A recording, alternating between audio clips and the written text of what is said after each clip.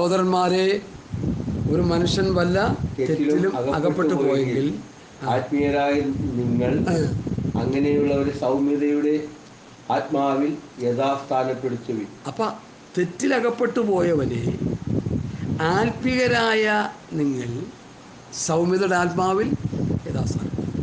അപ്പോൾ ഇവിടെ പല ചോദ്യങ്ങൾ ചോദിക്കാൻ സാധ്യതയുണ്ട്. പാസ്റ്റർ പലരെയും സഭയിൽ നിന്നൊക്കെ പറഞ്ഞു വിട്ടല്ലോ,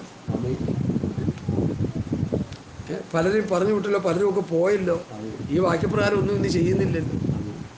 തെറ്റിലപ്പെട്ട സഹോദരനെ ബുദ്ധി ഉപദേശിച്ചതിന് ശേഷം 1-2 പ്രാവശ്യം ബുദ്ധി ഉപദേശിച്ചതിന് ശേഷം അവരെ പുറത്താക്കാനാണ് പൗലോസ് തന്നെ പ്രമാണം തരുന്നത്. വായിക്കേണ്ട കാര്യമില്ല, അറിയാം.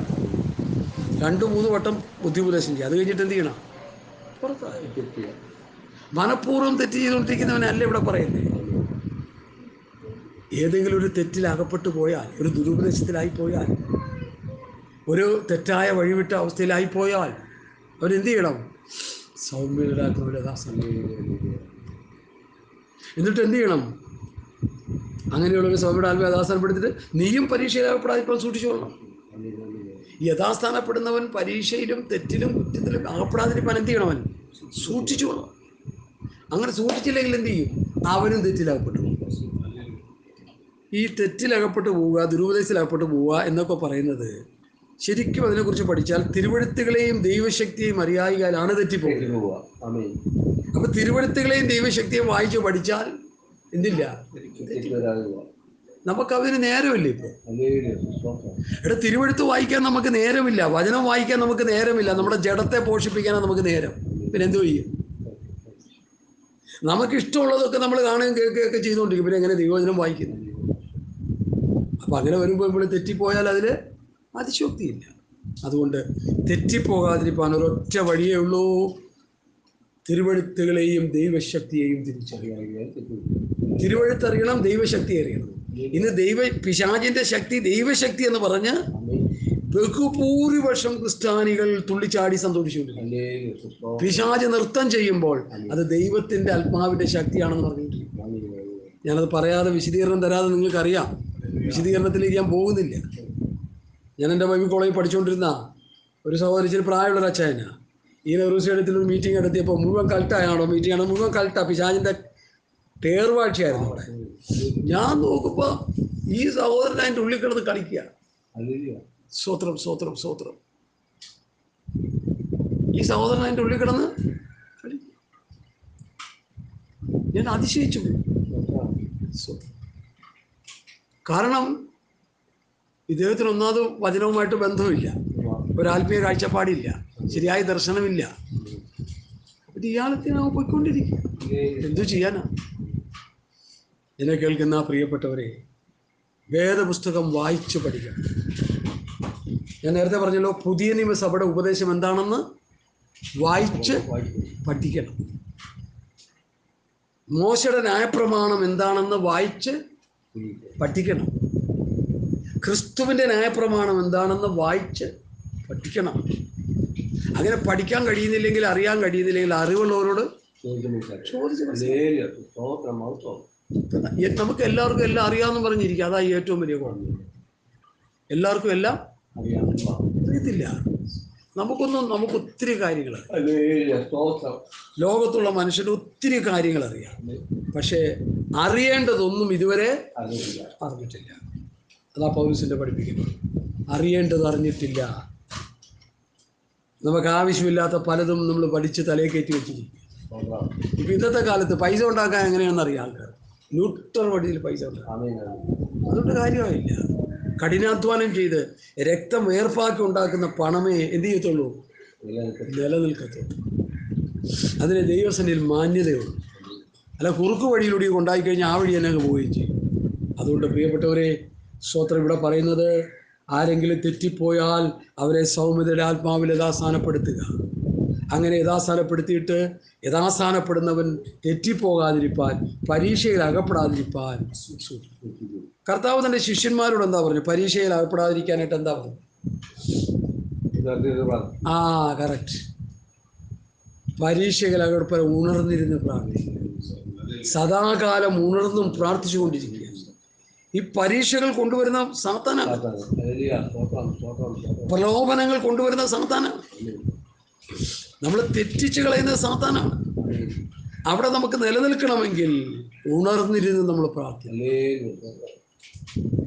ഉറങ്ങാതെ കിടന്ന് പ്രാർത്ഥിക്കണമെന്നല്ല, ആത്മീയമായി ഉണർന്നിരുന്ന് നമ്മൾ പ്രാർത്ഥിച്ചുകൊണ്ടിരിക്കണം.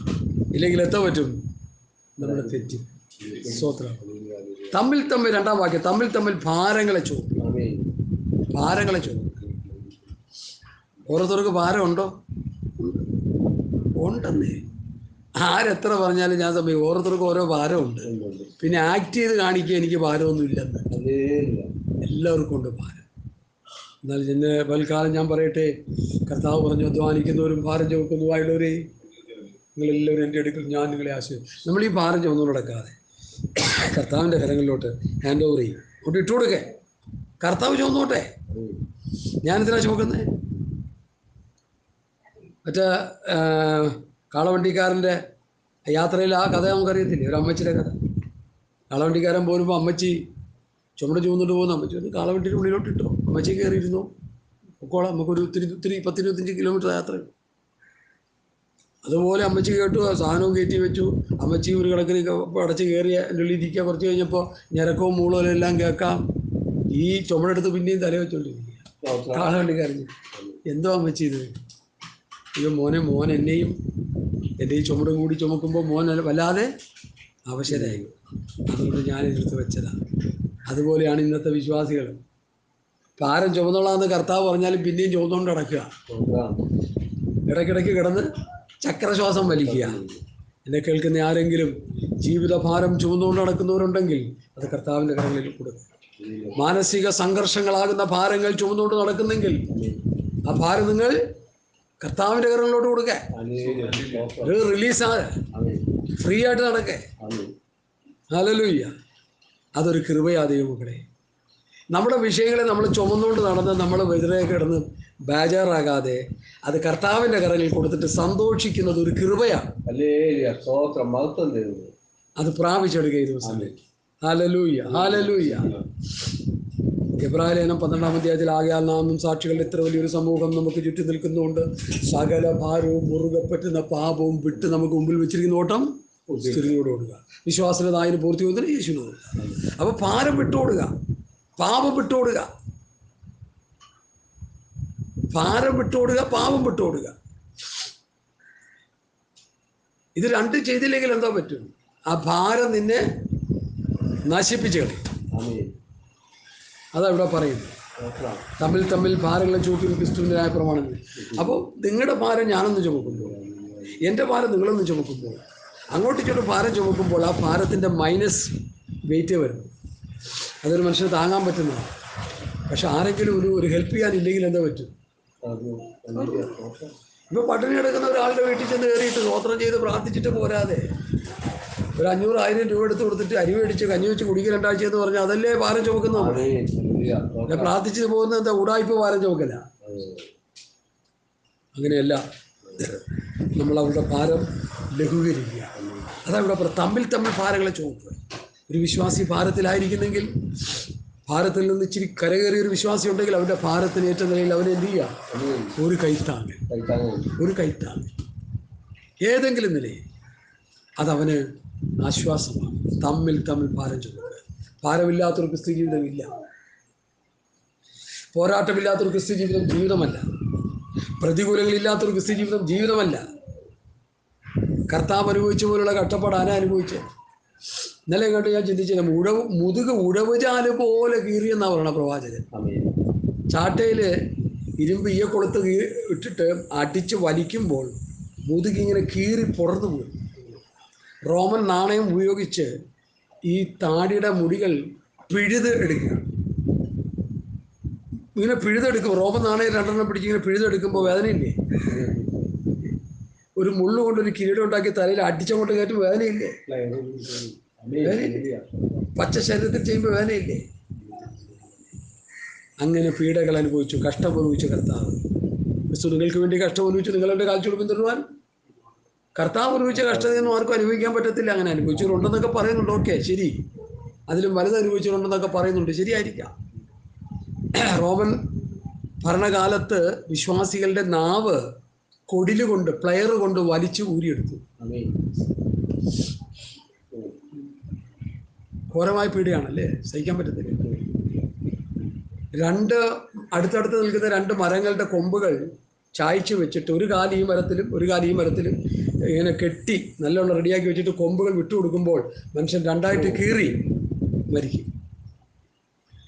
ആഴ്ചകളോളം വിശന്ന് കിടക്കുന്ന മൃഗങ്ങളുടെ മുൻപാകെ പ്രാർത്ഥിച്ചുകൊണ്ടിരുന്നപ്പം വിശ്വാസികളെ അങ്ങോട്ട് വിട്ടുകഴിയുമ്പോൾ ആ മൃഗങ്ങൾ അവരെ കടിച്ച് കീറി ചോര കുടിച്ച മാംസം തിന്നുന്നത് കണ്ട് റോമൻ ഭരണാധികാരികൾ സന്തോഷിച്ചു എന്നാണ് ജോസീഫസിൻ്റെ ചരിത്ര പുസ്തകത്തിൽ നിന്ന് നമുക്ക് പഠിക്കാൻ കഴിയില്ല.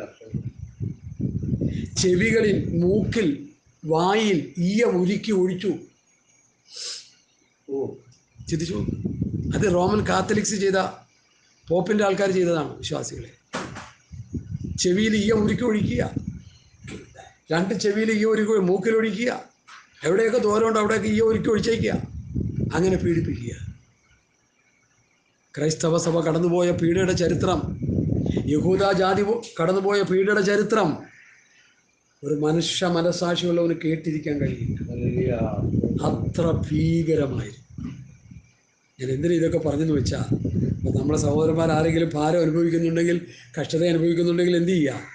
ഒരു ചെറിയ സഹായം, അവൻ്റെ ഭാരം ഒന്ന് ചുമന്നു കൊടുക്കുക. അത് നമ്മൾ മനസ്സറിഞ്ഞങ്ങ് ചെയ്യുക. അത് പറയണമെന്നൊന്നുമില്ല, അറിഞ്ഞ് ചെയ്യുക. അതൊരു ദൈവകൃപയാണ്. അങ്ങനെ ചെയ്യുന്നവന് എന്തുകൊണ്ട് കിട്ടും? ദൈവത്തിൻ്റെ അനുഗ്രഹം അവനുണ്ട്. ഹല്ലേലൂയ, സ്തോത്രം, സ്തോത്രം. തമ്മിൽ തമ്മിൽ ഭാരങ്ങളെ ചുവപ്പിൽ ക്രിസ്തുവിൻ്റെ ന്യായപ്രമാണം നിവർത്തിക്കും. അവിടെ എന്നുള്ള കാര്യങ്ങൾ പറയാതെ നിവൃത്തിയില്ല. നമ്മൾ അനുസരിക്കേണ്ടത് ഏതാ? ക്രിസ്തുവിൻ്റെ ന്യായപ്രമാണം. ക്രിസ്തുവിൻ്റെ ന്യായപ്രമാണം. അപ്പം അങ്ങനെ ന്യായപ്രമാണം ഉണ്ടോ പാസ്റ്റേ? ഉണ്ടല്ലോ. ഇന്നത്തെ വലിയ വലിയ വേദപണ്ഡിതന്മാർക്ക് ഇതിനെക്കുറിച്ചുള്ള വലിയ അറിവൊന്നുമില്ല. മോശയുടെ ന്യായപ്രമാണം അനുസരിക്കണമെന്ന് മോശ മുഖാന്തരം കർത്താവ് യഹൂദ ജാതിയോട് പറഞ്ഞു. എൻ്റെ ദാസനായ മോശ നിൽക്കുന്ന പ്രമാണം മുഴുവൻ അനുസരിച്ച് നടക്കണം, ഇടത്തോട്ട് വലത്തോട്ട് മാറരുത്. പ്രമാണം തെറ്റിച്ച മോശയുടെ യാത്രയെ ദൈവം തടസ്സപ്പെടുത്തി പിസ്കാ കൊടുമുടിയിൽ കയറി കനാൻ ദേശം കണ്ടു. അവനെ അവിടെ വെച്ച് അവൻ്റെ ഓട്ടം അവസാനിപ്പിച്ചിട്ട് യോശുവയെ ചാർജ് കൊടുക്കുമ്പോൾ അവനോട് പറയണേ, എൻ്റെ ദാസനായ മോശ നിനക്ക് എന്നിട്ടുള്ള പ്രമാണം അനുസരിച്ച് ഇടത്തോട്ടോ വലത്തോട്ടോ തിരിയാ. അപ്പം നമ്മളിപ്പോൾ ഏത് പ്രമാണം അനുസരിക്കണം? ബന്ധക്കോസുകാർക്കും അറിയത്തില്ല, പാസ്റ്റർമാർക്കും അറിയത്തില്ല, ഒരു പിടിയില്ല. ഇരുട്ടത്ത് കിടന്ന് തപ്പിത്തപ്പ. ന്യായപ്രമാണം പറയുന്നത് ന്യായപ്രമാണത്തിൽ കീഴുള്ളവരോടെ, റോമർ 3:19, റോമർ 7:6, നാം ന്യായപ്രമാണത്തിൽ ഒഴിവുള്ളവരായിരിക്കുന്നു. ആരാ? പുതിയ നിയമസഭ. യഹൂദന്മാർ ക്രിസ്തുവിനെ വിശ്വസിച്ചപ്പോൾ അവർ ന്യായപ്രമാണത്തിൽ ഒഴിവുള്ളവരായി. നീ ന്യായപ്രമാണം അനുസരിച്ചാൽ കൃപയിൽ നിന്ന് വീണ് പോയി. ആര് പറയുന്നു? പൗലോസ് പറയും. നമുക്കറിയാമല്ലോ, വായിച്ച് നമ്മൾ കേട്ടില്ലേ? സ്വാതന്ത്ര്യത്തിനായിട്ട് ക്രിസ്തു നമ്മെ സ്വതന്ത്രരാക്കി ആകാരത്തിൽ ഉറച്ചു നിൽപ്പിൻ, അരിമുഖത്തിൽ പിന്നെയും കുടുങ്ങിപ്പോകരുത്. നിങ്ങൾ പരിച്ഛേദന ഏറ്റാൽ ക്രിസ്തുവിനെ കൊണ്ട് നിങ്ങൾക്കൊരു പ്രയോജനമില്ലെന്ന് പൗലോസ് പറയുന്നു. പരിച്ഛേദന ഏൽക്കുന്ന ഏത് മനുഷ്യരോടും ന്യായപ്രമാണം മുഴുവൻ നിർത്തിപ്പാൻ കടംപെട്ടിരിക്കുന്നു എന്ന് ഞാൻ പിന്നെയും സാക്ഷീകരിക്കുന്നു. ന്യായപ്രമാണത്താൽ നീതീകരിക്കപ്പെടുവാൻ ഇച്ഛിക്കുന്ന നിങ്ങൾ കൃപയിൽ നിന്ന് വീണുപോയി, ക്രിസ്തുവിനോട് വേർപെട്ടുപോയി. അപ്പം ന്യായപ്രമാണം ലഭിക്കാത്ത നമ്മൾ ന്യായപ്രമാണം ഉണ്ടെന്നും പറഞ്ഞ് കയറി അങ്ങോട്ട് അനുസരിക്കാൻ പോയാലുണ്ടല്ലോ, അതൊരു വല്ലാത്ത ഇടപാടാണ്. അതുകൊണ്ടാണ് കാര്യങ്ങളുടെ വ്യക്തത ദൈവമക്കൾ ദൈവസന്നിധിയിൽ നിന്ന് വചനത്തിലൂടെ വായിച്ച് പഠിച്ച് മനസ്സിലാക്കണം, ഗ്രഹിക്കണം. കാള പറ്റുമെന്ന് പറയുമ്പോൾ എന്ത് ചെയ്യും? കയറെടുക്കും. കാള പറത്തില്ലല്ലോ, പിന്നെ ഇതിനെ കയറെടുക്കും. അപ്പം അത് ആ വിവരം ഉണ്ടാകണ്ടേ, ആ പരിജ്ഞാനം ഉണ്ടാകണ്ടേ? അതുകൊണ്ട് സഹോദരങ്ങളെ, വചനത്തെക്കുറിച്ചൊരു വ്യക്തമായ അറിവ് വചന പഠനത്തിലൂടെ, വചന ധ്യാനത്തിലൂടെ നമ്മൾ നേടിയെടുക്കണം. ഒരു വിശ്വാസി നേടിയെടുക്കണം. അതിന് യാതൊരു എക്സസും ഇല്ല. ഞാനത് തറപ്പിച്ച് പറയുന്ന ആളാണ്. അങ്ങനെ ചെയ്തില്ലെങ്കിൽ എന്താ പറ്റും? നമ്മുടെ നിത്യത പിശാചിൻ്റെ ചതിയിലും കെണിയിലും പിശാചിൻ്റെ തന്ത്രങ്ങളെ നിങ്ങൾ അറിയാത്തവരല്ലല്ലോ. അപ്പം നമ്മൾ അറിയുന്നവരായി തീരണം. ഹല്ലേലൂയ. തമ്മിൽ ഭാരങ്ങളെ ചുമൽ ക്രിസ്തുവിന്റെ ന്യായപ്രമാണം നിവർത്തിക്കാനാണ് പറയുന്നത്. പുതിയ നിയമസഭയോട് കർത്താവ് പറയുന്നത് ക്രിസ്തുവിന്റെ ന്യായപ്രമാണം നിവർത്തിക്കേ. മോശയുടെ ന്യായപ്രമാണം നിവർത്തിക്കാൻ അവർക്ക് പോലും കഴിഞ്ഞില്ലെന്നാണ് എഴുതി വെച്ചേക്കുന്നത്. ഗലാത്യലേഖനത്തിൽ നമ്മൾ പല പ്രാവശ്യം പല ഭാഗങ്ങളിലൂടെ പഠിച്ചു. ന്യായപ്രമാണം ശിശുപാലകന്റെ അടുക്കിലേക്ക് നടത്തുവാൻ, അല്ല ക്രിസ്തുവിന്റെ അടുക്കിലേക്ക് നടത്തുവാൻ ഒരു ശിശുപാലകനായി നമുക്ക് ഭവിച്ചു. ന്യായപ്രമാണമെന്തിന് വാഗ്ദത്ത സന്തതി വരുവോളം അത് ലംഘനങ്ങൾ നിമിത്തം കൂട്ടിച്ചേർത്തതും ദൂതന്മാർ മുഖാന്തരം മധ്യസ്ഥന്റെ കയ്യിൽ ഏൽപ്പിച്ചതാണ്. ലംഘനങ്ങളിലൂടെ കൂട്ടിച്ചേർക്കപ്പെട്ട ഒരു പ്രമാണമാണ് ന്യായപ്രമാണം. ക്രിസ്തുവിന്റെ പ്രമാണം ലംഘനങ്ങളല്ല, ലംഘനങ്ങളില്ല അതില്. അത് പരിപാവനമായ ക്രിസ്തുവിന്റെ ഉപദേശങ്ങളാണ്. സ്തോത്രം. അത് ക്രിസ്തുവിന്റെ സ്തോത്രം വ്യവസ്ഥയാണ്, ഉപദേശത്തിന്റെ വ്യവസ്ഥകളാണ്. അതൊരിക്കലും ലംഘനമുള്ളതല്ല.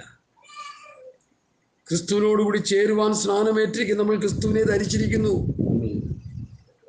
ശിശുപാലകന്റെ അതായത് ശിശുപാലകനായി ന്യായപ്രമാണം ക്രിസ്തുവിന്റെ അടുക്കലേക്ക് നമ്മളെ നടത്തി നമ്മൾ ക്രിസ്തുവിനെ ധരിച്ചു. നമ്മൾ ക്രിസ്തുവിനെ ധരിച്ചു. പിന്നെ നമ്മൾ എന്ത് ചെയ്തു? ക്രിസ്തുവിനോട് ചേർന്നു. കേട്ടോ, ക്രിസ്തുവിനെ ധരിച്ചു, ക്രിസ്തുവിനോട് ചേർന്ന് കഴിഞ്ഞപ്പോൾ പിന്നെ മോശയുടെ കയ്യിൽ പോയിട്ട് എന്താ കാര്യം? മോശയുടെ ന്യായപ്രമാണത്തിന് കീഴിൽ ഇവരെ ഈ പരിച്ഛേദന ഇന്നത്തെ വിശ്വാസികൾ ആരും പരിച്ഛേദന കേൾക്കുന്നു ഞാൻ അവകാശപ്പെടുന്നില്ല. പക്ഷേ ബർത്ത്ഡേ ആഘോഷിക്കുന്നു. ദാറ്റ് ഈസ് ന്യായപ്രമാണം. സങ്കീർത്തന ഭാഗം എടുത്ത് വായിച്ച് പഠിപ്പിക്കുമ്പോൾ ന്യായപ്രമാണം, ന്യായപ്രമാണത്തിന്റെ വ്യവസ്ഥയല്ലേ? അതല്ലേ കോടതിയും കേസും ഒക്കെ ഉണ്ടാകാനുള്ള കാരണം. ഈ ക്രിസ്തുവിന്റെ പ്രമാണം ഹൃദയത്തിലുള്ളവന് ഒറ്റ ഒരെണ്ണം കോടതി പോകത്തില്ലല്ലോ. അവനെ കൊന്നാലും അവന്റെ കേസ് മുഴുവൻ അവന്റെ സ്വത്ത് മുഴുവൻ തട്ടിയെടുത്താലും എന്തൊക്കെ ചെയ്യാൻ പോകത്തില്ല. ദൈവഹിതമാണെന്ന് പറഞ്ഞ് പ്രാർത്ഥിച്ച് അവൻ്റെ ആത്മാവിനെ ദൈവങ്ങളിൽ ഏൽപ്പിച്ച് സ്തോത്രം ചെയ്തുകൊണ്ടിരിക്കുവാൻ ഒരിക്കലും പോകത്തില്ല. കാരണം പ്രമാണം അതിനനുസരിക്കുന്നില്ല. ഇവിടെ അതല്ല, സഹിക്കാൻ പറ്റുന്നില്ല. ഒരു സഹോദരൻ അല്പം സാമ്പത്തികം മേടിച്ചിട്ട് തന്നില്ല, ഉടനെ വക്കീലിനെ കാണുക, പോലീസിൽ പോവുക. ഒരു ചെറിയ പ്രശ്നം വിശ്വാസികൾ തമ്മിലുണ്ടായി, ഉടനെ പ്രശ്നം ഉണ്ടാക്കി എന്ത് ചെയ്യുക? വക്കീലിനെ പിടിക്കുക. ഏത് വക്കീല? സഭയിൽ വരുന്ന സഹോദരൻ വക്കീല. അവനപ്പോൾ കാശും കൊടുക്കണ്ടല്ലോ. ആത്മാർത്ഥമായിട്ട് വാദിക്കുന്ന നീയും കേസ് കൊടുത്ത നീയും രണ്ടും നരകത്തിൽ. എങ്ങനെയാ പാസ്റ്റർ അതെങ്ങനെ പോണത്? അന്യായം ചെയ്യുന്നത് ദൈവരാജ്യാവകാശമാക്കിയില്ലെന്ന് 1 കൊരിന്ത്യർ 6-ാം അധ്യായത്തിൽ പൗലോസ് എഴുതി വെച്ചിരിക്കുക. അന്യായം ചെയ്യുന്നത് കോടതി കയറുന്നതാണെന്ന് പൗലോസ് പഠിപ്പിച്ചു. ഇന്നത്തെ പെന്തക്കോസ്താടെ തലയിലോട്ട് അത് കയറാത്തതിന് ഇപ്പം നമ്മളെന്ത് ചെയ്യാൻ? ഇവിടെ കോടതി കയറിയ ഒരു സഹോദരൻ വന്ന് ഞാൻ പറഞ്ഞു നീയുമായിട്ട് നീ കൂട്ടായ്മയില്ല. എന്തുകൊണ്ട്? നീ കോടതിയും കേസും വഴക്കിനും പോയി, നീ സഹോദരങ്ങളോട് വഴക്കിട്ടു, നീ അരുതാത്തത് ചെയ്തു, അതുകൊണ്ട് നീയുമായിട്ട് കൂട്ടായ്മയില്ല. ഒരു കുഴപ്പമില്ല. ആരെന്തൊക്കെ പറഞ്ഞാലും നമ്മൾ അങ്ങനെ പോയില്ലെങ്കിൽ നമ്മൾ കൂടി പോയി നരകത്തിൽ വീഴും. അതതിൻ്റെ കുഴപ്പം. അതുകൊണ്ട് സ്തോത്രം, ക്രിസ്തുവിൻ്റെ ന്യായപ്രമാണം നിവർത്തിക്കും. ക്രിസ്തുവിൻ്റെ ന്യായപ്രമാണം ഏതാ സഹോദരങ്ങളെ? ഞങ്ങൾ വാക്കിനാലോ ലേഖനത്താലോ തന്ന 2 കൊരിന്ത്യർ 2 തെസ്സലോനിക്കർ 2:15, 2 തിമോഥെയോസ് 6:3, കർത്താവായ യേശുക്രിസ്തുവിൻ്റെ ഭക്തിവചനവും ഭക്തിക്കും. യാക്കോബിൻ്റെ ലേഖനത്തിൽ സ്വാതന്ത്ര്യത്തിൻ്റെ തികഞ്ഞ ന്യായപ്രമാണം അനുസരിക്കും. സ്വതന്ത്രം. ഒരു ഭാഷാന്തരം കൂടി അവിടെ ഉണ്ട്, രാജകീയ ന്യായപ്രമാണം അനുസരിക്കും. ഇതാണ് ക്രിസ്തുവിൻ്റെ ന്യായപ്രമാണം. രാജകീയ ന്യായപ്രമാണം, സ്വാതന്ത്ര്യത്തിൻ്റെ തികഞ്ഞ ന്യായപ്രമാണം. യോഹന്നാൻ അപ്പോസ്തലനോട് ചോദിച്ചാൽ അവൻ പറയും ക്രിസ്തുവിൻ്റെ ഉപദേശത്തിൽ നിലനിൽക്കാതെ അതിർവിട്ടു പോകുന്ന ഒരുത്തരും ദൈവമില്ല. അപ്പൊ ക്രിസ്തുവിൻ്റെ ഉപദേശം, ക്രിസ്തുവിൻ്റെ ന്യായപ്രമാണം. ഇനി അപ്പോസ്തല പ്രവൃത്തി എഴുതിയ ലൂക്കോസിനോട് ചോദിച്ചാൽ അവർ അപ്പോസ്തലന്മാരുടെ ഉപദേശം കേട്ട് കൂട്ടായ്മ മരിച്ച് അപ്പം തുറക്കി പ്രാർത്ഥന കഴിച്ചു. അപ്പോസ്തലന്മാരുടെ ഉപദേശം, ക്രിസ്തുവിൻ്റെ ഉപദേശം, രാജകീയ ന്യായപ്രമാണം, സ്വാതന്ത്ര്യത്തിൻ്റെ തികഞ്ഞ ന്യായപ്രമാണം, കർത്താവായ യേശുക്രിസ്തുവിൻ്റെ പത്യവചനം ഭക്തിക്കൊത്ത ഉപദേശം, ക്രിസ്തുവിൻ്റെ ന്യായപ്രമാണം അനുസരിക്കും. ഇതാണ് പുതിയ നിയമത്തിൽ കൊടുത്തിരിക്കുന്ന പേരുകൾ. പുതിയ നിയമസഭയുടെ ഉപദേശം ക്രിസ്തുവിൻ്റെ ഉപദേശമാണെന്നുള്ളൊരു തിരിച്ചറിവ് ഒരു വിശ്വാസിക്കും പാസ്റ്റർക്കും ഉണ്ടാകേണ്ടത് അനിവാര്യം. അതുണ്ടായിട്ട് ആ ഉപദേശത്തിൻ്റെ വ്യവസ്ഥയിൽ ജനത പണിതെടുക്കേണ്ടത് അനിവാര്യം. ഞാൻ പറഞ്ഞല്ലോ, നമ്മൾ ചെയ്യുന്ന തെറ്റുകൾക്ക് ഇന്ത്യൻ ഭരണഘടന ഒരു നിയമം വെച്ചിട്ടുണ്ട്. അതനുസരിച്ച് നമുക്ക് ശിക്ഷ കിട്ടും. ആ ശിക്ഷയെ മാറ്റാൻ ഇവിടുത്തെ രാഷ്ട്രീയ സ്വാധീനവും പണവും ഉപയോഗിച്ച് ഒരു പക്ഷേ കഴിഞ്ഞു എന്ന് വന്നേക്കാം. ദൈവം കൽപ്പിച്ചു തന്നിരിക്കുന്ന പ്രമാണത്തെ മാറ്റാൻ ഒരു ശക്തിക്കും കഴിയുകയില്ല, ഒരു ഭരണകൂടത്തിനും കഴിയുകയില്ല. 5-10 വർഷം മോദി ഒരു രാജാവിനെ പോലെ ഈ ഭൂമി, നമ്മുടെ ഇന്ത്യ മഹാരാജ്യത്തെ ഭരിച്ചു. നിങ്ങൾക്കറിയാമോ, അടുത്ത 5 വർഷം 15 വർഷം ഈ ഇന്ത്യയെ ഭരിച്ചാൽ ഇന്ത്യൻ ഭരണഘടന എഴുതി തിരുത്തി ഇവിടെയുള്ള ന്യൂനപക്ഷങ്ങളെ പീഡിപ്പിച്ച് അവരുടെ മേൽ തേർവാഴ്ച നടത്താൻ ഈ മഹാനായ ചക്രവർത്തി ഒരുങ്ങിയിരുന്നു. പക്ഷെ ചീട്ട് ദൈവം കീറി കൈ കൊടുത്തു. സ്വന്തമായിട്ട് ഭരിക്കാൻ നിനക്ക് അവകാശമില്ല. സ്വന്തമായിട്ട് നിയമങ്ങൾ മാറ്റാൻ നിങ്ങളുടെ പാർട്ടിക്ക് ശക്തിയില്ല. നിന്റെ പാർട്ടിയെ ഞാൻ ദുർബലനായിരിക്കുന്നു. ദൈവത്തിൻ്റെ FIR മോദിയുടെ മേലുണ്ട്. മനസ്സിലായോ? FIR എന്ന് പറഞ്ഞാൽ കേസ് ഇടുന്ന ഒരു വിഷയത്തെക്കുറിച്ചാണ് ഞാൻ പറയുന്നത്. ആ ചെയ്ത കുറ്റത്തിനുള്ള കേസ് രജിസ്റ്റർ ചെയ്യുക, അല്ലെങ്കിൽ അങ്ങനെ തെറ്റ് ചെയ്തു അതുകൊണ്ട് ഇന്ന ശിക്ഷ, തെറ്റ് ചെയ്തു എന്നുള്ള വരുത്തി തീർക്കുന്നതാണ് FIR. ആ FIR ഇല്ലെങ്കിൽ അവന് ശിക്ഷിക്കാൻ കഴിയില്ല. അതുപോലെ ദൈവത്തിൻ്റെ FIR വീഴും ഏത് മനുഷ്യനും മേലായിരിക്കും. ലോകത്തിലെ ഏത് ഹിറ്റ്ലർ യഹൂദ ജനത്തെ കൊന്നൊടുക്കി. നിങ്ങൾക്കറിയാമോ ഹിറ്റ്ലറിൻ്റെ മരണം എങ്ങനെയാണെന്ന് അറിയാമോ? ഹലോ, അറിയാമോ? സൂയിസൈഡ് ചെയ്യുകയായിരുന്നു. സ്വന്തം ബ്രസ്റ്റിൽ അനേകരെ വെടിവെച്ച് കൊന്ന തോക്ക് സ്വന്തം ചെന്നിക്ക് വെച്ച് ആ മനുഷ്യൻ ആത്മഹത്യ ചെയ്തു. അവൻ ചെയ്ത തെറ്റെന്താ? അതുപോലെയുള്ള തെറ്റുകളായി, അതുപോലെ അഹങ്കാരിയായി. അതിൻ്റെ പിന്നിലൊക്കെ വേറെ സംഭവങ്ങളുണ്ട്. ഇസ്രായേൽ ജനം ചെയ്ത തെറ്റിനനുസരിച്ചാണ് ശിക്ഷ അവർക്ക് കിട്ടിയത്. കാര്യമൊക്കെ ശരി. എന്നാലും അതിന് ഒരു മനുഷ്യൻ ഉപയോഗിക്കപ്പെട്ടു. അവൻ അവസാനം എനിക്ക് ജീവിക്കണ്ടേ എന്ന് പറഞ്ഞവൻ സൂയിസൈഡ് ചെയ്യാൻ, സ്വയം ആത്മഹത്യ ചെയ്യാനിടയായി. അതുകൊണ്ട് എന്നെ കേൾക്കുന്ന പ്രിയപ്പെട്ടവർ, ആര് തെറ്റ് ചെയ്താലും, ഞാൻ അതുകൊണ്ടല്ലേ ഇത്ര ശക്തിയോടെ പറഞ്ഞുകൊണ്ടിരിക്കുന്നത്. നമ്മൾ തെറ്റ് ചെയ്താൽ അതിൻ്റെ ശിക്ഷ നമ്മൾ അനുഭവിക്കുക. അതുകൊണ്ട് തെറ്റ് തിരുത്തുന്ന ഞാൻ പറഞ്ഞുകൊണ്ടിരിക്കുന്നത് വേറെ ഒന്നുമല്ല. എനിക്ക് ആരോട് വൈരാഗ്യം വിളക്കോ ഒന്നുമില്ല. അമ്മയാണെങ്കിലും ഭാര്യയാണെങ്കിലും മോളാണെങ്കിലും അപ്പനാണെങ്കിലും പപ്പ ചെയ്ത തെറ്റ് ദൈവവചന വസ്തുപ്രകാരം തെറ്റാണ് കേട്ടോ, പപ്പ തിരുത്തണമെന്ന് ഞാൻ പപ്പയോട് പറയും.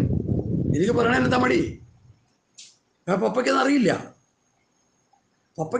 അപ്പോൾ പപ്പയോട് പറയണം. അതുകൊണ്ട് എന്നെ കേൾക്കുന്ന പ്രിയപ്പെട്ടവരെ, ക്രിസ്തുവിൻ്റെ ന്യായപ്രമാണം നിവർത്തിച്ചനുസരിച്ച് ജീവിച്ചില്ലെങ്കിൽ നമുക്ക് എന്തുണ്ട്? ശിക്ഷയുണ്ട്, പണിഷ്മെന്റ് ഉണ്ട്, ശിക്ഷാവിധിയിലാക്കപ്പെടും. റോമർ 8-ന്റെ 2-ാം വാക്യം എല്ലാവർക്കും അറിയാമല്ലോ. കാണാതെ പറഞ്ഞ വേദോസം തുറക്കാതെ. ജീവന്റെ ആത്മാവിന്റെ പ്രമാണം, പാപത്തിന്റെയും മരണത്തിന്റെയും പ്രമാണത്തിൽ ക്രിസ്തുയേശുവിൽ നമുക്ക് സ്വാതന്ത്ര്യം വരുത്തിയിരിക്കുന്നു. ജീവന്റെ ആത്മാവിന്റെ പ്രമാണം, ഞാനിവിടെ സംസാരിച്ച വചനങ്ങൾ ആത്മാവും ജീവനുമാകുന്നു. കർത്താവ് പറഞ്ഞ വചനം ജീവന്റെ ആത്മാവിന്റെ പ്രമാണം. ആ പ്രമാണം പാപത്തിന്റെയും മരണത്തിന്റെയും പ്രമാണമായ മോശയിക പ്രമാണത്തിൽ നിന്ന് ക്രിസ്തുയേശുവിൽ സ്വാതന്ത്ര്യം വരുത്തിയിരിക്കുന്നു. എന്നിട്ടാണ് ഗലാത്യർ 5 പറയുന്നത്, സ്വാതന്ത്ര്യത്തിനായിട്ട് ക്രിസ്തു നമ്മെ സ്വതന്ത്രരാക്കി. ആകയാൽ അതിൽ ഉറച്ചു നിൽപ്പിൻ, അടിമത്തത്തിൽ പിന്നെയും കുടുങ്ങിപ്പോകരുത്. ഇതൊക്കെ ആര് കേൾക്കാൻ, ആരോട് പറയാൻ, ആരനുസരിക്കാൻ? തുമ്പും വെളിവില്ലാത്തവനൊക്കെ അല്ലേ ഇത് പൊത്തു കൊടുത്തോണ്ട് ഇറങ്ങിയേക്കണേ.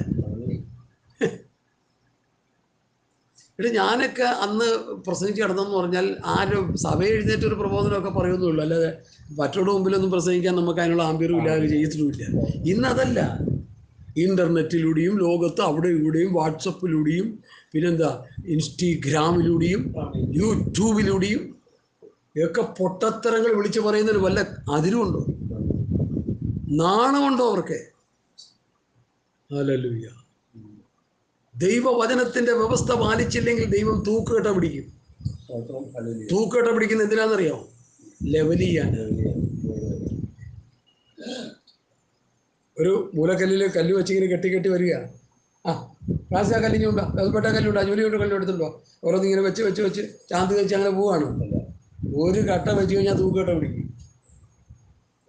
കയ്യിരിക്കുന്ന കൊലശേനുണ്ടല്ലോ, അത് വെച്ച് അപ്പുറത്തിട്ട് ഉരുടി. അപ്പോഴാണ് ഒരു നെഞ്ചു വേദന, അയ്യോ 2 ദിവസം കൂടെ കിടന്നു. ഇപ്പുറത്തിട്ട് 2 അടി, അപ്പോഴയ്യോ കാല് വേദന.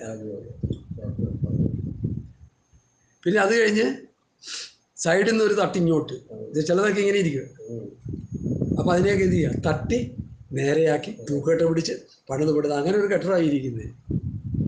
ഈ ഇരിക്കുന്ന നമ്മൾ ഇരിക്കട്ടെ, ഞാൻ ഓരോ കട്ട തൂക്കിട്ട് പിടിച്ച് പണിയുമ്പോൾ ഞാൻ കൂടെ ഉണ്ട്. അങ്ങനെയാണ് ആ ഉപദേശം പഠിച്ചെടുത്തത്. ഇസ്രയേലിനെതിരെ തൂക്കട്ട പിടിക്കും, പുതിയ നിയമസഭയെതിരെ തൂക്കട്ട പിടിക്കും. സൂക്ഷിച്ചോണം. വായി തോന്നുന്ന കോതയ്ക്ക് പാട്ടെന്ന് പറഞ്ഞു പോയാൽ പിടിക്കപ്പെടും, FIR ഇടും, രക്ഷപ്പെടാൻ പറ്റത്തില്ല. എവിടെ പോയി? സഭായത്തിന് പോയി. എവിടെ പോയി? ആരാധനയ്ക്ക് പോയി. എന്താ ആരാധന? 1000 പാട്ട് പാടി ഒരു സഭയിൽ ആരാധന നടത്തുന്നു പറഞ്ഞാലും അത് ആരാധനയല്ല, അത് സീറോയാ, വട്ടപൂജ്യം, ഒരു ഗുണവുമില്ല. എന്നാൽ പിന്നെ കർത്താവ് പഠിപ്പിച്ച് വെറുതെ ആയിപ്പോയില്ലേ? സത്യനമസ്കാരികൾ പിതാവിനെ ആത്മാവിലും സത്യത്തിലും നമസ്കരിക്കുന്ന ആഴിക വരുന്നു, വന്നുമിരിക്കുന്നു. ദൈവം ആത്മാവാകുന്നു, അവരെ നമസ്കരിക്കുന്നവർ ആത്മാവിലും സത്യത്തിലും നമസ്കരിക്കണം. പരിശുദ്ധാത്മാവിൽ നിറയുന്നതിന്റെ പ്രത്യക്ഷ ലക്ഷണം അന്യഭാഷയാണ്. അപ്പോൾ ആത്മാവിൽ നിറഞ്ഞ അന്യഭാഷയിൽ ദൈവത്തെ ആരാധിക്കണം. ഒരു പാട്ട് പാടിക്കോ, പാട്ട് പാടിയിട്ട് ആ പാട്ട് പകുതി വെച്ച് അങ്ങ് നിർത്തിയിട്ട് അങ്ങ് ആത്മാവിലായി ആരാധിക്കേ, മണിക്കൂറുകൾ അങ്ങോട്ട് ആരാധിക്കേ. ആരാധിക്കുന്നവരുടെ മധ്യത്തിലാണ് ദൈവത്തിന്റെ ഹോളി പ്രസൻസ് ഇറങ്ങുന്നത്. പാട്ട് പാടുന്നവരുടെ മധ്യത്തിലില്ല. അവിടെ പിശാച് ഉറഞ്ഞ് നൃത്തം ചെയ്യുക. എനിക്കറിയാവുന്നതുകൊണ്ട് ഞാൻ പറഞ്ഞു, ഞാൻ കുറെ അനുഭവിച്ചതല്ലേ. പാട്ട് ആരാധനയുമല്ല, പാട്ടിന് ദൈവസാന്നിധ്യം ഇറങ്ങത്തില്ല. നിങ്ങളതൊക്കെ വേദോസ്തത്തിനെതിരാണെന്ന് മനസ്സിലാക്കിക്കോ. പുസ്തകത്തിനെതിരാണ് ഉപദേശങ്ങളൊക്കെ. അതുകൊണ്ടാണ് ഞാൻ പറഞ്ഞത്, പ്രാരംഭത്തിൽ പറഞ്ഞത്, എങ്ങനെ ആരാധിക്കണം, എങ്ങനെ ചെയ്യണം, എന്തൊക്കെയാണെന്നുള്ളത് വ്യക്തമായിട്ട് കിടപ്പുണ്ട് പുസ്തകത്തിൽ. കുഞ്ഞുങ്ങളെ അത് അറിയില്ലെങ്കിൽ ചോദിച്ചറിഞ്ഞ് മനസ്സിലാക്കി ചെയ്യേ. അപ്പോൾ ക്രിസ്തുവിൻ്റെ ന്യായപ്രമാണം നമ്മൾ നിവർത്തിക്കേണ്ടവരാണെന്ന് പറഞ്ഞ് ഞാൻ അവിടെ നിന്ന് മുമ്പോട്ട് പോകുന്നു. താൻ അല്പനായിരിക്കെ താൻ മഹാനാകുന്നു എന്നൊരുത്തൻ നിരൂപിച്ചാൽ താൻ വഞ്ചിക്കുന്നു. അതെന്താ അതിൻ്റെ അർത്ഥം? താൻ അല്പനായിരിക്കെ മഹാനാകുന്നു എന്ന് ആരെങ്കിലും നിരൂപിച്ചു. ഇപ്പം എനിക്ക് ഇന്ത്യൻ ഭരണഘടനയെക്കുറിച്ച് അതിൻ്റെ നിയമങ്ങളൊന്നും എനിക്കറിയത്തില്ല. ഞാൻ സ്റ്റേജ് കിട്ടിക്കഴിയുമ്പോൾ ഞാൻ ഭയങ്കര പ്രസംഗം നടത്തി, അങ്ങനെയാണ് പറ്റാവുന്നതെന്ന് പറഞ്ഞ് നിർത്തുന്നു. ഓരോ നിയമങ്ങൾക്കും ഓരോ നമ്പറുണ്ട്. ഇത്രാം നമ്പർ പ്രകാരം ശിക്ഷ, ഇത്രാം നമ്പർ. സുവിശേഷം പറയാനായിട്ട് ഇത്രാം നമ്പർ പ്രകാരം നമുക്ക് അനുവാദമുണ്ട്. നിയമത്തിൻ്റെ കോൺസ്റ്റിറ്റ്യൂഷൻ്റെ ഓരോ അക്കങ്ങൾ, ലിഖിതമായ അക്കങ്ങളുണ്ട്, നമ്പറുകളുണ്ട്. അതനുസരിച്ചാണ് നമ്മൾ ചെയ്യുന്നത്. അപ്പോൾ എനിക്കിതൊന്നും അറിയില്ലെങ്കിൽ ഞാനല്ല അറിയാമെന്ന് പറഞ്ഞാൽ ആരായി? ഈ മൂന്നാം വാക്യം അല്പനായി ശരിയും കിട്ടിയ പറ. അടുത്ത രാത്രിയിലും കുട പിടിച്ചോണ്ട് നടക്കും. മഴ പെയ്തില്ലെങ്കിലും കുട പിടിച്ചോണ്ട് നടക്കും. എന്തിനാണ് അപ്പോൾ കുട പിടിക്കുന്നത്? അയ്യോ, അത് മഴയില്ല, അല്ല, ആ വെളിച്ചം അത് ചന്ദ്രൻ്റെ വെളിച്ചമല്ലടാ. അബദ്ധം പറ്റിപ്പോയില്ല. അതുകൊണ്ട് നമ്മൾ ആരും അല്പന്മാരാകരുത്. നമ്മുടെ അറിവുകൾ പരിമിതമാണ്. എല്ലാത്തെക്കുറിച്ചുള്ള അറിവുകൾ നമ്മളുണ്ടെന്ന് നമ്മൾ പറയരുത്. ഞാൻ അങ്ങനെയുള്ള അറിവുള്ള പലരെ ആൾക്കാരെ ഞാൻ പൊളിച്ച സംഭവങ്ങൾ ഒത്തിരി ഉണ്ട്. ഞാൻ പറയാൻ താല്പര്യപ്പെടുന്നില്ല, പക്ഷേ നിങ്ങൾക്ക് ഇഷ്ടപ്പെട്ടെന്ന് വരില്ല. അറിവില്ലാത്തവരോട് ഞാൻ പറയും, നിങ്ങൾ അറിവില്ലെങ്കിൽ അറിവ് പ്രാപിക്കണം. അറിവുള്ളവർ പറയുമ്പോൾ നിങ്ങൾ കേട്ട് അനുസരിക്കണം, മറുതലിക്കരുത്, അല്പന്മാരായി പോകരുത്, മനുഷ്യൻ്റെ മുമ്പിൽ അല്പത്തരം കാണിക്കരുത്. ഹല്ലേലൂയ. സത്യവേദ പുസ്തകം ഉപദേശം സഭയിൽ പഠിപ്പിക്കാൻ അറിയില്ലെങ്കിൽ നീ പഠിപ്പിക്കണ്ട. നീ ഒരു വിശ്വാസിയായിട്ട് എവിടെ ഇരിക്കുക, വല്ല കുഴപ്പമുണ്ടോ? ഇല്ലെങ്കിൽ ഒരു സുവിശേഷനായിട്ട് പോക്കോ. സുവിശേഷകൻ്റെ പഠിപ്പിക്കൽ വളരെ കുറവാണ്. എന്താ? പിന്നേക്ക് 2000 വർഷങ്ങൾക്ക് മുമ്പ് ദൈവപുത്രനായ യേശുക്രിസ്തു ഈ ഭൂമിയിലേക്ക് വന്നു. പലസ്തീൻ നാട്ടിൽ കർത്താവ് വന്നു. ഗലീല കടലിൻ്റെ പ്രാന്തപ്രദേശങ്ങളിൽ അവൻ നടന്നു. മറിയയിൽ ഭൂജാതനായി. അവന് 30 വയസ്സുവരെ യോസേപ്പിനും മറിയയ്ക്കും കീഴ്പ്പെട്ടിരുന്നു. അതിനുശേഷം 30-ാമത്തെ വയസ്സിൽ 3 വർഷത്തെ ശുശ്രൂഷ ചെയ്തവൻ മരിച്ചടക്കപ്പെട്ട് ഉയർത്തെഴുന്നേറ്റ് സ്വർഗത്തിലേക്ക് പോയി. ആ 3 വർഷത്തെ ഗലീല ദേശത്തെ ശുശ്രൂഷകളിൽ അവൻ 12 ശിഷ്യന്മാരെ തിരഞ്ഞെടുത്തു. ആ 12 ശിഷ്യന്മാർക്ക് അവൻ്റെ മരണാനന്തര ശുശ്രൂഷകൾ ചെയ്യുവാനുള്ള ഉപദേശങ്ങളും വചനങ്ങളും അവരുടെ മേൽ ഭരമേൽപ്പിച്ചു. അവരോട് പറഞ്ഞു, ചാടിക്കേറി പ്രവർത്തിക്കാനൊന്നും പോകരുത്, നിങ്ങൾ ശക്തി ലഭിക്കണം, പരിശുദ്ധാത്മാവിനെ പ്രാപിക്കണം, പ്രാപിച്ചിട്ട് ശക്തി ലഭിച്ച എൻ്റെ ശുശ്രൂഷകന്മാരാകും. പരിശുദ്ധാത്മാവ് വന്നു കഴിയുമ്പോഴാണ് ശുശ്രൂഷ. പരിശുദ്ധാത്മാവ് വന്നതിന് ശേഷമാണ് ദൈവവചനം പറയാനായിട്ടുള്ള അധികാരം നമുക്ക് തരുന്നത്. അതാ നിറവിൻ്റെ അനുഭവമുണ്ട്. ചിലർക്ക് നിങ്ങൾക്ക് പരിശുദ്ധാത്മാവ് ഉണ്ട്, നിറവില്ല. ചിലർക്ക് നിറവില്ല. സ്തോത്രം. ആത്മാവിൻ്റെ ഒരു ചെറിയ കണിക പോലെ കാണത്തുള്ളൂ. അത് നിറവ് പ്രാപിക്കണം. അഭിഷേകം നിറഞ്ഞൊഴുകണം. എന്നിൽ വിശ്വസിക്കുന്നതിൻ്റെ ഉള്ളിൽ നിന്ന് തിരുവെടുത്ത് പറയുന്ന പോലെ ജീവ ജല നദികൾ ഒഴുകും. അപ്പൊ അങ്ങനെ ആ അനുഭവത്തിലേക്ക് വന്നതിന് ശേഷമാണ് ശുശ്രൂഷ ചെയ്യേണ്ടത്. ഒരു സുവിശേഷകൻ ഒരു സഭയെ നടത്താൻ ഒരിക്കലും പാടില്ല. അവൻ അതിനുള്ള കോളിംഗ് ഇല്ല. അവൻ സുവിശേഷകനായിട്ടിരുന്നോണം. സഭയിൽ വന്ന് ഉപദേശം കേട്ട് പഠിച്ച് പഠിച്ചിട്ട് കീഴ്പ്പെട്ടിരുന്ന് പഠിച്ച് അവന് ശുശ്രൂഷകനാക്കുന്ന ഒരവസ്ഥ ഉണ്ടെങ്കിൽ അവൻ ചാടിച്ച്. ഇതിപ്പോൾ അങ്ങനെയല്ലോ. നമ്മൾ ഉപദേശം പറയുമ്പോൾ നമ്മളെ തലയിൽ ചാടി കയറിയിരിക്കുക. മനസ്സിലായില്ലേ? ഇപ്പൊ നടക്കുന്ന സംഭവങ്ങൾ അതൊക്കെയാ. അതിനെക്കുറിച്ച് ഇവിടെ പറയുന്നത് ഈ 3-ാം വാക്യം അതിനെക്കുറിച്ചാണ് പറയുന്നത്. താൻ അല്പനായിരിക്കെ മഹാനാകുന്നെന്ന് ഒരുത്തൻ നിരൂപിച്ചാൽ തന്നെത്താൻ മഹാനാണെന്ന് പറഞ്ഞ് പോയാൽ എന്ത് പറ്റും? ആൾക്കാരെടുത്ത് തോട്ടിക്കൊണ്ടേ കളയും. ഇല്ലേ? I say you get out. അതുകൊണ്ട് ഓരോരുത്തന് ലഭിച്ച സ്ഥാനത്തിന് മനസ്സിലായോ? നമുക്ക് ദൈവം ഒരു പൊസിഷൻ വെച്ചിട്ടുണ്ട്. ഞാനിപ്പോഴും ഓർക്കും, ഞാൻ ഈ പാണക്കുഴി മീറ്റിങ്ങിലൊക്കെ പോകുമ്പോൾ ഏറ്റവും പുറകിൽ പോയിരിക്കുന്നത്. അട്ടൊക്കെ പാടി പാസ് പിടിച്ചു, കൈ പിടിച്ചു, ഫ്രണ്ട് സൈഡ് ഏറ്റവും ടോപ്പിൽ കൊണ്ടുവന്ന് നമുക്കൊരു സീറ്റ് അവിടെ വെച്ചിട്ടുണ്ട്. അവിടെ കൊണ്ടുപോയിരുന്നു. അതാ എൻ്റെ മാന്യത. ചെല്ലുന്ന വരുമ്പോൾ ചാടി കയറി അവിടെ കയറി ഇരുന്ന് കഴിഞ്ഞാൽ അതൊന്നും ഒരു വയോവൃദ്ധന്മാരായ പാസ്റ്റർമാരാണെങ്കിൽ ഓക്കെ നോക്കാം. നമ്മളിപ്പോൾ അത്ര ആയിട്ടില്ലല്ലോ. അതുകൊണ്ട് നമ്മുടെ അറിവുകൾ പരിമിതമാണെങ്കിൽ, നമ്മുടെ കഴിവുകൾ പരിമിതമാണെങ്കിൽ അതിൻ്റെ ഉള്ളിൽ നമ്മൾ നിൽക്കണം. അതിനപ്പുറം പോകരുത്. അതാണ് ഈ വേദഭാഗം പഠിപ്പിക്കുന്നത്. സ്തോത്രം. ഒരുത്തൻ താൻ്റെ പ്രവൃത്തി ശോധന ചെയ്യട്ടെ. എൻ്റെ പ്രവൃത്തികൾ ഞാൻ ശോധന ചെയ്യുക, എന്നിട്ട് അതിന് തെറ്റുണ്ടെങ്കിൽ തിരുത്തിക്കൊണ്ടിരിക്കുക.